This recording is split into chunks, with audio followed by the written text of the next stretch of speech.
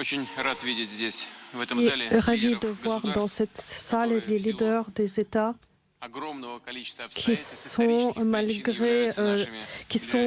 vu les circonstances et vu les raisons historiques, sont nos alliés, avec qui nous avons un partenariat stratégique et avec qui nous construisons la collaboration en prenant compte des intérêts des uns des autres. Dans cette rencontre dans la capitale nord devient une tradition qui permet d'échanger nos points de vue et nos avis sur des questions actuelles pour nos pays. Aujourd'hui, nous avons la possibilité de faire le point sur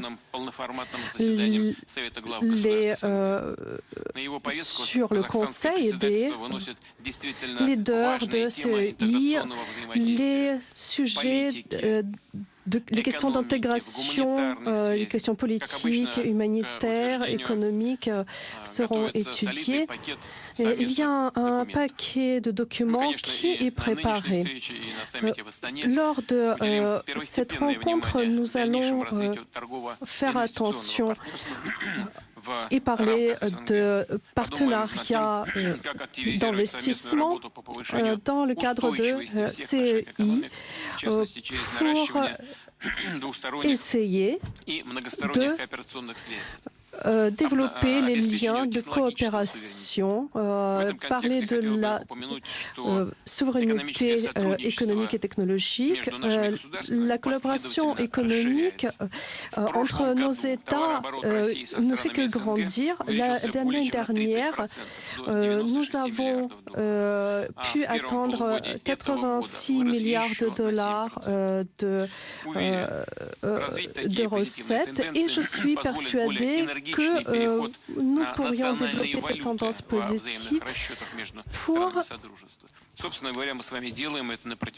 C'est d'ailleurs ce que nous faisons avec vous depuis de nombreuses années et ce n'est pas du tout lié à une conjoncture politique.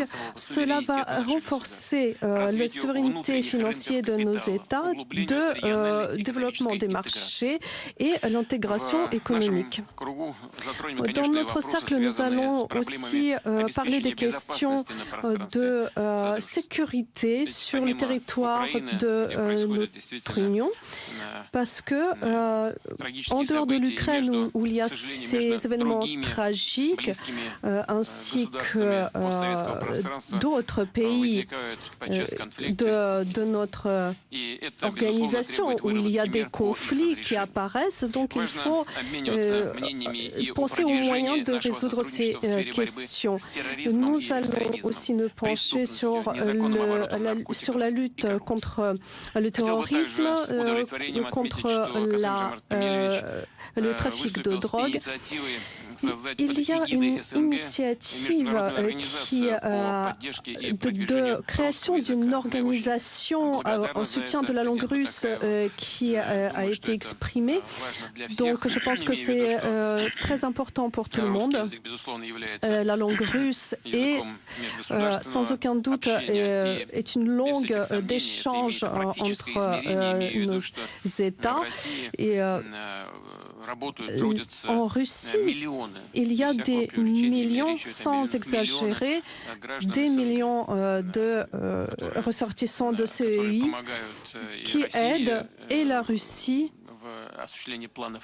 pour son développement et qui gagnent les ressources nécessaires pour leur famille. Bien sûr, nous soutenons cette proposition du président du Kazakhstan et de notre côté, nous ferons tout pour réaliser ce projet. D'autant plus qu'en 2023, c'est une année de la langue russe en CEE. Encore un autre sujet, commencer la préparation du sommet, le tout premier sommet Russie-Asie. Je rappelle que ce sommet qui va avoir lieu pour les 30 ans de collaboration entre la Russie et les pays de l'Asie. Chers amis, nous avons beaucoup de questions. Et avant de commencer, nous avons déjà pu en parler un tout petit peu. Bien sûr que dans l'économie et l'aspect international, ces questions-là nous intéressent beaucoup. Je voudrais remercier encore une fois de répondre à cette invitation et de venir à Saint-Pétersbourg. Merci beaucoup pour votre attention. Puissant. Patrick Sauce, que retenir de cette prise de parole de Vladimir Poutine qui vient de nous parvenir? Le lieu et l'auditoire. Le lieu, c'est la ville natale de Vladimir Poutine, Saint-Pétersbourg, pour ses 70 ans. L'auditoire, ce sont une partie des anciennes républiques de l'URSS, la CEI, la Communauté des États indépendants. Elle regroupe 9 des 15 anciennes républiques soviétiques. Mais c'est juste une entité intergouvernementale. Ça n'est pas une organisation internationale. C'est pas l'organisation, par exemple, le traité de coopération et de sécurité. Et ça fait plusieurs fois qu'on voit Vladimir Poutine en fait réduit à cette CEI. Il y avait notamment une réunion avec des représentants des services de renseignement la semaine dernière, à laquelle nous avions assisté, en tout cas on avait écouté.